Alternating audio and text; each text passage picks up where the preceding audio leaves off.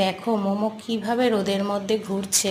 আমার ছেলে বাইরে এসেছে, ও বাইরে এসেছে, সেই 8:30-9টার থেকে ঘুমাচ্ছে। এখন 11টা 15-20 বাজে। ও কিন্তু রোদে চলে এলো, এখন রোদে বসবে। আমি তোমাদের বলি না শীতকালেও যেমন রোদ পোয়াতো, এখনও ঠিক তাই।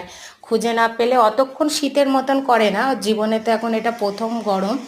যাই হোক, ও এইখানটাতে চুপ করে এসে বসে, এই দিকেরটাই চলে আসে।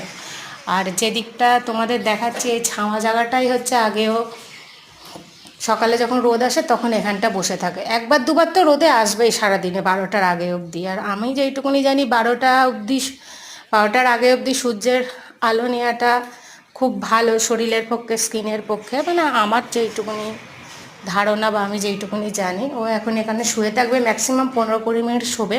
তারপর শরীরটা যখন ওর খুব গরম হয়ে যাবে তখন ও একা একাই চলে যাবে, এখন ডাকলেও ও যাবে না। তাহলে আমি এখন ঘরে যাই, মোমো এখানে শুয়ে থাক। টাটা, বাই বাই, সবাই ভালো থেকো, সুস্থ থেকো।